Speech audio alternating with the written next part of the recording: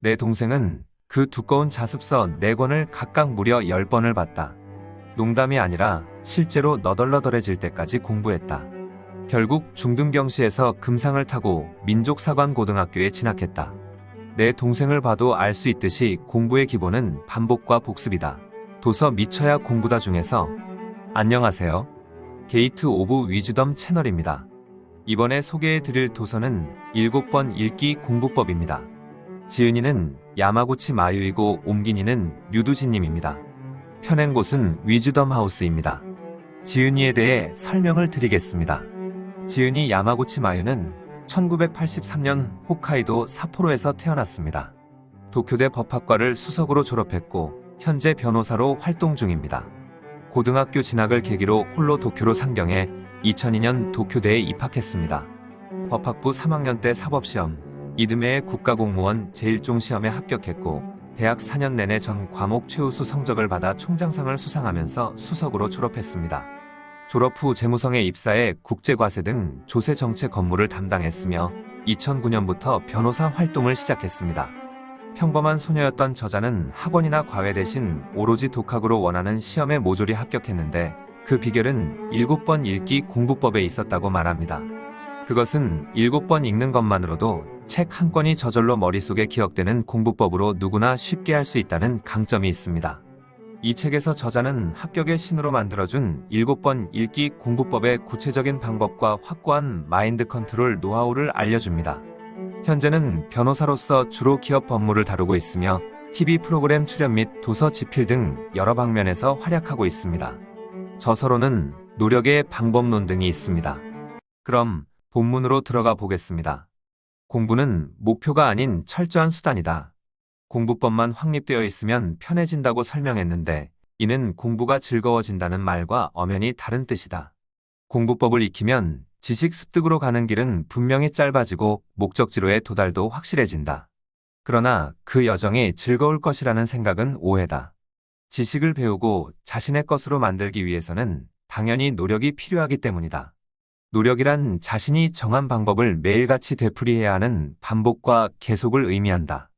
노력은 엄청난 끈기가 필요한 작업이고 즐거움을 느낄 요소라고는 전무하다. 가끔씩 지긋지긋해질 때도 있는가 하면 심지어 고통까지 수반하는 일이 허다하다.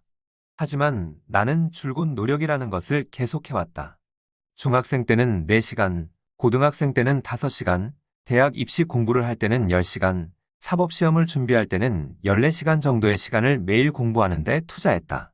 어렸을 때부터 공부가 정말 좋은가 보네 라는 말을 자주 들었는데 대꾸하기가 번거로워서 일일이 부정하지 않았다.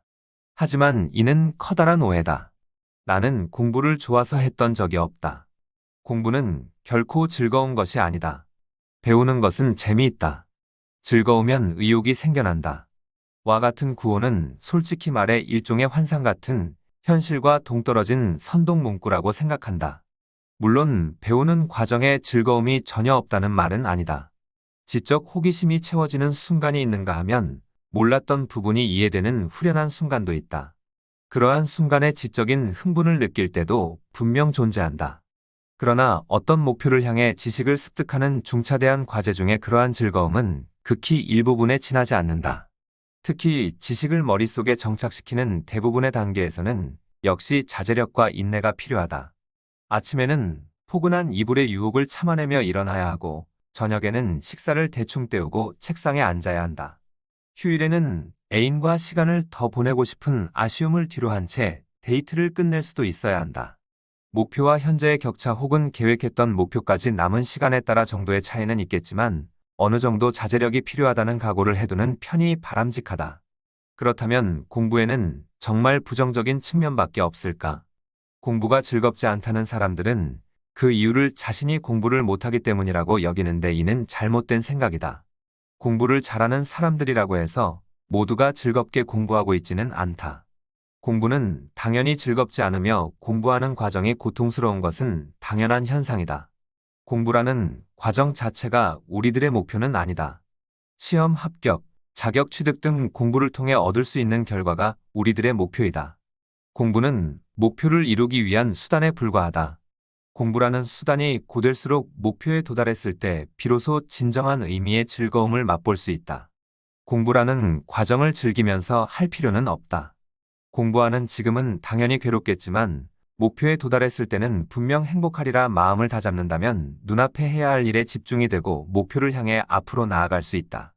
그렇다고는 해도 그저 노력만을 계속하기란 역시 고통스럽다. 노력을 계속하기 위해서는 긍정적인 동기부여가 필요하다. 이 내용은 마인드 컨트롤 기술과 관련된 T3장에서 자세히 설명할 텐데 여기서는 의욕을 유지하기 위한 기본 자세만 간단히 살펴보고자 한다. 공부가 목표를 위한 수단이라는 점에서 알 수 있듯이 공부를 할 때는 목적과 목표 수립이 무엇보다 중요하다. 목표는 가능하면 직접 눈으로 볼 수 있는 것이 좋다. 학생이라면 정기시험이나 대학 입시를 뚜렷한 목표로 설정할 수 있겠다. 사회인이라면 의식적으로 목표를 찾아서 설정해 보기 바란다. 무리하게 목표를 설정하면 동기부여가 유지되기 어렵다. 이때는 허들을 조금씩 넘는 방법이 효과적이다. 예를 들어 토익 시험에서 이번에 600점을 받았다면 다음번에는 700점을 목표로 삼는 식이다. 아무런 목표도 없이 즐겁지도 않은 공부를 언제까지나 계속하기란 무리이다. 공부를 시작해서 계속하려면 명확한 목표를 세우고 그 목표를 향해 노력하겠다는 자세를 기본적으로 갖추어야 한다. 목표를 세워두면 지금 당장은 힘들지만 시험만 끝나면 해방이다와 같이 종착지가 보이게 하는 효과를 얻을 수 있다. 끝이 보여야 자제력과 인내도 생긴다. 고된 과정이 있어야 얻은 성과에 충실감을 느끼면서 다시 새로운 목표를 세울 수 있다. 나 자신도 그렇게 노력을 계속해왔다. 어렸을 때 공부를 처음으로 의식하기 시작한 시점부터의 일관된 자세이다. 성적이 좋아 칭찬을 받는 것이 어린 나로서는 커다란 기쁨이었다. 그럴수록 더 공부해서 다음번에도 시험을 잘 봐야겠다는 목표가 생기면서 계속 동기부여가 유지되었다. 목표는 달성할 때마다 저금할 수 있다. 성공 경험이라는 이름의 저금이다. 지난번 시험보다 좋은 점수 받기, 라이벌보다 조금 더 점수 잘 받기처럼 작은 목표를 세워보자. 목표가 달성될 때마다 기쁨과 의욕은 확실히 쌓여간다. 이렇게 저금한 성공 경험은 이윽고 자신감이라는 자기 자신의 든든한 기반을 만들어낸다. 도쿄대 수석의 비결, 무조건 7번 읽기. 이제부터 읽기 공부법을 더 자세하게 파헤쳐 보도록 하자. 효과적인 공부법으로서 7번 읽기를 앞에서도 몇 번 언급했는데 사실 나는 평소 3가지 방법으로 책을 읽는다. 첫 번째는 보통 읽기, 말 그대로 평소처럼 책을 읽는 방법이다. 통독이나 정독이 아니라 보통 속도로 글자를 읽어나간다. 소설이나 잡지, 신문 기사를 읽을 때는 이 방식을 사용한다. 두 번째는 리서치식 읽기, 어떤 주제를 조사할 때 도움이 되는 읽기 방법이다. 과제 리포트를 써야 하는 학생이나 정보 수집을 해야 하는 직장인에게 이 방식을 추천한다. 리서치식 읽기는 많은 책을 훑어본다는 점이 특징이다. 이 방법은 특히 도서관이 지원군 역할을 톡톡히 한다. 우선 도서 검색대로 가서 알아보고자 하는 주제나 키워드를 입력하고 관련 있는 책이 어디에 있는지를 확인한다. 서가로 가면 검색 결과에 나왔던 책 이외에도 주변에 도움이 될 것 같은 책이 눈에 띌 것이다. 그 책들까지 전부 꺼내서 훑어본다. 꺼내온 책들을 전부 제대로 읽으려면 시간이 걸릴 테니 이때는 빠르게 훑어보는 것이 핵심이다. 차례를 보면서 어디에 무엇이 적혀 있는지를 확인하고 동독으로 관련성이 높은 부분을 찾는다. 이때의 읽기 요령은 문장을 읽으려 하지 말고 문장 속의 키워드 찾기에 집중하면서 읽는다는 점이다. 관계가 있는 자료는 나중에 보통 읽기를 하면 되기 때문에 리서치식 읽기에서는 문장의 의미를 그때그때 파악하지 못하더라도 전혀 신경 쓸 필요가 없다. 책들을 모두 훑어보았다면 꼭 필요한 책 이외에는 모두 제자리에 꽂아두고 책에서 도움이 될 것 같은 몇 페이지만 해당 부분을 복사한다. 이제 복사본과 가지고 있는 책의 관련 부분을 꼼꼼하게 읽는다. 이렇게 한다면 알아보고자 했던 주제의 상당한 분량이 확보되면서 질적으로도 충실한 정보를 얻을 수 있을 것이다.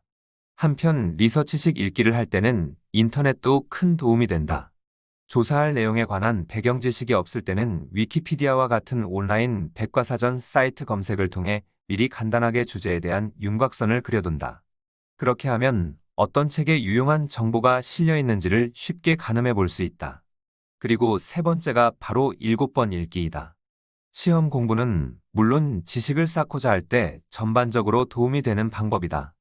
7번 읽기라는 말은 내가 도쿄대를 졸업하면서 성적 우수자로 총장상을 받게 되었을 때 처음 이름 붙인 말이다. 도쿄대 법학부의 성적 체계는 생각보다 단순해서 내가 학교를 다닌 당시에는 우, 양, 가, 불가의 4단계였다. 즉 우는 최고의 성적이었다. 수상자 선정 과정에서 어떻게 공부했기에 그렇게 우를 많이 받았습니까? 라는 질문에 7번 읽으면 대부분 외워져서 라고 대답했던 것이 발단이었다. 사실 그때까지는 내 공부법을 객관적으로 생각해 본 적이 없었다. 7번 읽기로만 공부를 해온 나로서 이 공부법은 그야말로 왕도로 지극히 평범한 공부법이었기 때문이다. 이것 말고 다른 공부법이랄 게 있나요? 오히려 이렇게 묻고 싶은 심정이었다. 그런데 총장상 선정위원들은 내 대답에 의외로 조금 놀랍다는 반응을 보였다. 그제야 비로소 이 공부법이 약간 독특하다는 사실을 깨달았다. 이를 계기로 7번 읽기라는 나만의 공부법을 명확하게 의식하게 되었다. 요령이 뛰어나지도 않고 머리 회전이 빠른 편도 아닌 내가 도쿄대에서 수석을 차지할 수 있었던 것은 이 방법 덕분이라는 생각에 이르렀다. 7번 읽기 공부법의 특징은 세 가지이다. 1. 읽기에 부담이 적다. 7번 읽기는 매회 동독을 하는 방식이다.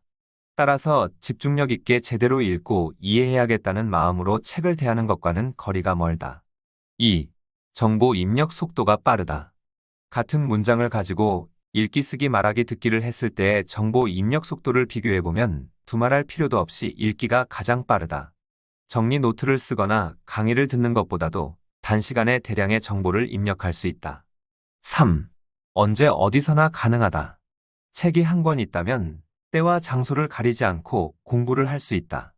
바쁜 직장인들은 통근 시간이나 자투리 시간에 이 공부법을 통해 시간을 효율적으로 활용해보자.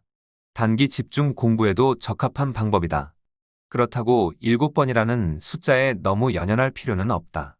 나는 7번으로 이해되지 않는 어려운 내용은 더욱 횟수를 늘려 보충 읽기를 하는 편이다. 읽기 단계별 알아야 할 핵심 포인트. 나는 항상 7번 읽기를 시작할 때 머릿속에 백지 노트의 이미지를 떠올린다.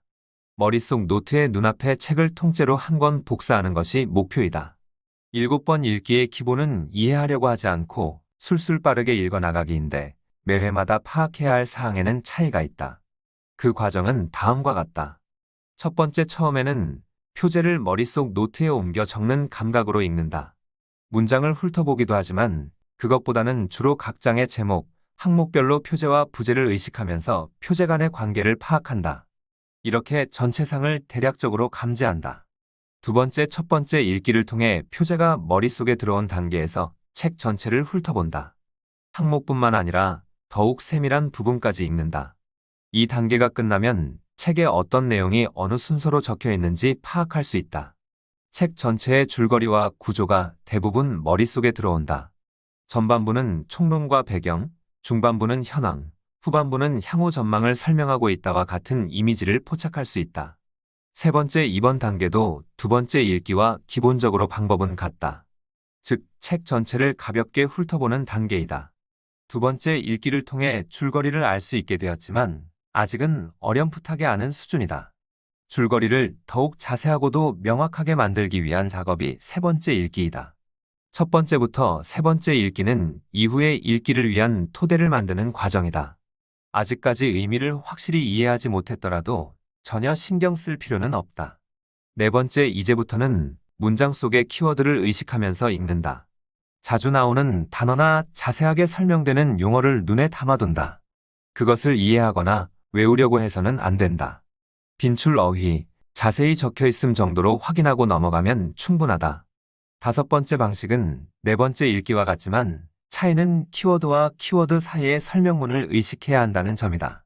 즉, 키워드를 어떻게 설명하는지 확인하는 단계이다. 키워드와 키워드 사이를 연결하면 단락의 요지가 파악된다. 요지 파악은 책을 읽는 데 있어 가장 중요하기 때문에 네 번째와 다섯 번째 읽기 두 번에 걸쳐서 한다. 여섯 번째, 이제부터는 디테일한 부분까지 읽는다. 법률가들이 읽는 책으로 치면 자세한 사례 설명이 전형적인 예이다. 어떤 판례에 대해 논점이 된 포인트와 주장은 요지이고 주장의 근거가 된 다른 판결 사례에 관한 내용은 디테일에 해당한다. 그러한 부분을 의식하면서 책을 읽는다. 참고로 6번째 읽기 이후부터는 정답을 맞춰보는 감각으로 읽는 방식을 추천한다. 지금까지 5번의 읽기로 확인이 끝난 요지에 대해 맞아. 이 키워드의 의미는 이거였지. 이 키워드와 이 키워드의 관계는 이거였어와 같이 떠올리면서 읽어보자. 그렇게 하면 점차 이해에 근접해가고 있다고 실감할 수 있다. 7번째, 6번째 읽기가 끝나면 머릿속 노트의 책이 대부분 복사된 상태이다. 그러나 아직 선명하지 않기 때문에 7번째 읽기에서 확실히 정착시킨다. 머릿속에 조금 덜 들어온 듯한 내용은 해당 부분만 골라 읽으면 더욱 완전해진다. 첫 번째부터 세 번째 읽기에 걸친 전체상 파악은 말하자면 윤곽선을 그리는 과정이다. 네 번째와 5번째 읽기의 키워드 파악을 통해 윤곽선 안쪽에 개략적인 그림을 그린다. 6번째와 7번째 읽기의 내용 파악으로 윤곽선 안쪽의 그림을 더욱 상세하게 만든다.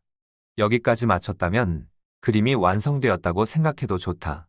집중력이 떨어져도 계속 공부할 수 있는 비법. 공부하면서 집중력이 떨어졌다고 느낀 적이 있을 것이다. 그러나 집중력이 떨어졌다는 것에 필요 이상으로 신경 쓸 필요는 없다. 집중되지 않는다고 의식하다 보면 더욱 집중력이 떨어지는 데다 또다시 죄책감에 습격을 받기 때문이다. 원래 인간의 집중력은 그렇게 오래 지속되지 않는다. 집중력이 몇 분까지 지속되는지에 대해서는 여러 가지 설이 있는데 90분이나 40분처럼 모두 짧은 시간이라는 설뿐이다. 경험상으로 하루의 총 집중 시간을 따져보면 휴식을 포함해도 8시간이 최대치이다. 아무리 촉박하더라도 그 이상 집중력을 유지하기란 애초에 무리라는 이야기이다. 나는 대학 입시를 준비할 때 14시간, 사법시험을 준비할 때 19시간 반이라는 긴 시간을 공부에 투자했다. 그렇다고 공부하는 시간 내내 집중한 줄 알았다면 큰 오해다. 문장을 눈으로 쫓기만 할 뿐 읽지 않는다거나 전혀 머릿속에 들어오지 않는다고 느끼는 것이 일상이었다. 그렇지만 나는 어쨌든 계속한다고 생각했다. 집중력을 만회하려고 노력하는 것이 아니다. 책상 앞에 앉아서 책을 펼치고 페이지를 넘기는 행위를 그저 계속하는 것이다. 공부를 멈추고 좀 쉬면 안 돼요? 당연히 이러한 의견이 나올 수 있다. 시험을 일주일 앞둔 때처럼 엄청나게 촉박한 상태가 아니었다면 나도 그 조언에 따랐을 것이다. 그러나 멈추고 쉬는 것도 일종의 용기이다. 특히 촉박할 때는 공부가 신경 쓰여서 몸은 쉬어도 마음은 쉬지 못하고 생각은 마이너스 계산으로 빠져들기 쉽다. 멈추고 쉬는 방법은 의외로 사람을 가린다. 반면에 휴식 시간 내내 이런 걸 하고 있을 상황이 아닌데라고 걱정하는 유형의 사람이 있다. 나는 후자에 속한다. 이때는 단호하게 어쨌든 계속하는 것도 한 가지 방법이다. 다만 집중되지 않는 것에 전혀 신경 쓰지 않는다. 원래대로라면 쉬고 있을 시간이기 때문에 내용이 머릿속에 들어오지 않더라도 문자 정보를 시각적으로 파악하는 것이 휴식보다 더 낫다. 쉬는 대신에 노력하는 내 모습에서 대견함도 느낀다. 될 수 있으면 자신을 긍정적으로 평가하면서 집중이 되지 않아도 계속 공부하는 약간은 무식한 방법이다. 이는 심리적인 면까지 고려하고 보살핀다는 차원에서 쓸 수 있다. 어쨌든 계속하는 것에도 어느 정도 아이디어는 내볼 수 있다. 이미 오랜 시간 동안 같은 공부를 해서 질렸을 때 대체로 집중하지 못한다. 그때는 변화를 주는 방법이 효과적이다. 첫 번째는 혹사한 신체 기관을 바꾸는 방법이다. 오랜 시간에 걸쳐 뭔가에 집중했을 때 피로가 쌓이는 부분은 기본적으로 하나의 신체 기관에 집중된다. 책을 읽거나 컴퓨터 화면을 계속 보면 눈이 피곤해지고 뭔가를 계속 쓰면 손이 피곤해진다. 하지만 나머지 신체 기관은 피곤하지 않다. 눈이 피곤해졌다면 다음에는 귀를 사용하고 귀가 피곤해졌다면 손을 사용하는 식으로 사용하는 신체 기관을 옮겨보자. 나는 책을 읽다가 피곤해졌을 때 어학 연습용 오디오북을 듣거나 영어 문장을 소리내어 읽는다. 지나친 피로 누적을 방지하는 방법이다. 공부하면서 기분 전환까지 할 수 있다. 두 번째는 장소를 바꾸는 방법이다. 도서관에서 공부해서 피곤하더라도 집에 돌아와 보면 공부를 계속할 수 있게 되기도 한다. 반대로 집에서 공부하다가 막힌다면 도서관에 가보는 것도 좋다. 세 번째는 교과목을 바꾸는 방법이다. 대학 입시 과목에는 국어, 수학, 영어, 사회, 과학 등이 있다. 또 사회 과목 중에는 세계사, 국사, 지리 등 세부 과목이 있다. 공부하다가 질리면 얼마든지 다른 과목으로 바꿀 수 있다. 이는 신체 기관을 바꾸는 방법과도 연결된다. 수학 문제를 풀다가 피곤해지면 영어 듣기를 시작하면 좋다. 이렇게 하면 혹사시킨 신체 기관도 바꿀 수 있으니 일석이조가 된다.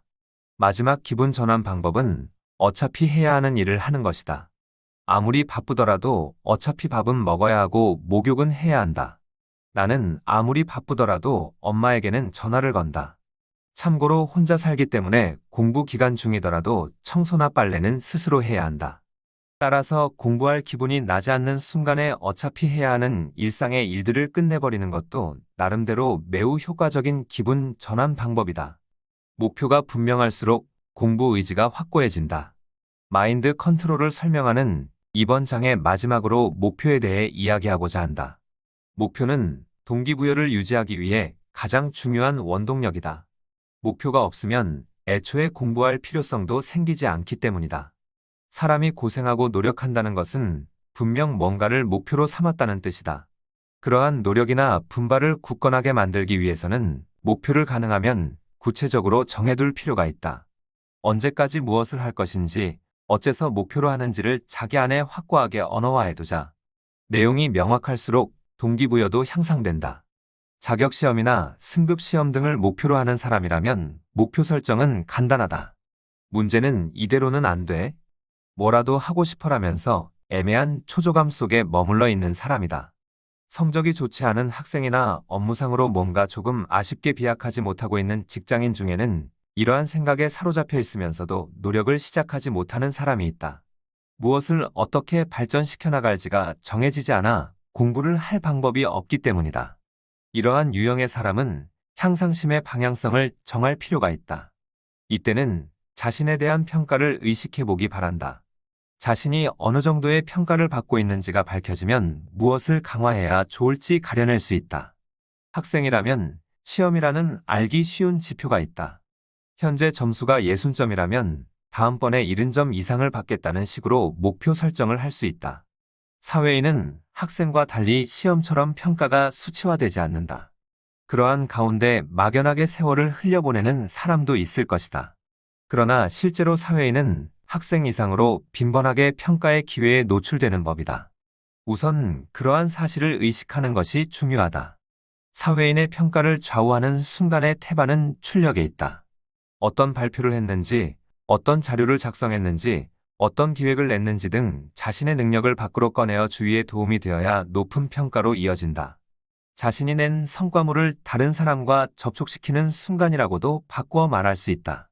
그렇게 생각하면 출력의 기회는 어디에 있는지가 보이고 결과적으로 노력할 부분도 보인다. 예를 들어 회의를 할 때는 발전성이 있고 도움이 되는 발표를 할 수 있도록 하고 무지가 드러나지 않도록 확실히 준비를 해야 한다. 그렇게 생각하면 최근 수년간 소비자의 동향에 대한 자료를 내일까지 재검토해두자라는 식으로 구체적인 목표가 정해지면서 무엇을 공부해야 하는지가 보인다. 이렇게 작은 목표를 반복해서 달성하는 동안 점차 커다란 목표를 설정하는 동기부여가 생겨난다. 약간 규모가 큰 목표가 생겼을 때는 주위에 공언하는 것이 효과적이다. 그렇게 함으로써 달성하지 못하면 부끄럽다라는 마음이 생겨나 노력할 수밖에 없기 때문이다. 실패하면 부끄럽다라는 말을 뒤집으면 성공하면 칭찬받는다라는 의미가 된다. 토익 시험에서 800점을 받으면 모두들 깜짝 놀라겠지? 처럼 긍정적 이미지를 환기시켜 동기부여로 이어가는 것도 좋은 방법이다. 실제로 목표를 달성했을 때 주위에서 보내주는 축복과 칭찬은 매우 큰 힘을 지니고 있다.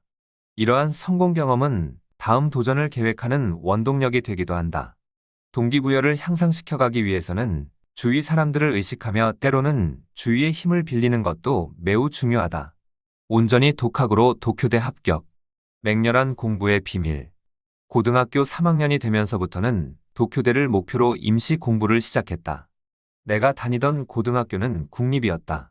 국립고등학교에서는 어쩐지 사립대보다 국립대를 지원하는 분위기가 있어서 도쿄대를 목표로 하는 학생이 꽤 많았다. 그래서 나 역시 매우 자연스럽게 도쿄대를 목표로 선택했다. 한편으로는 주위와 다른 선택을 했던 부분도 있다. 친구들 모두 입시 학원을 다녔지만 나는 집에서 공부하기로 했다. 다른 사람이 주위에 있으면 좀처럼 집중할 수가 없어서 공부가 잘 되지 않았기 때문이다. 입시 학원 강의를 듣는 것에서도 그다지 장점을 찾아볼 수 없었다. 친구가 빌려준 강의 녹음 테이프를 들어보고 나서 이런 생각이 들었다.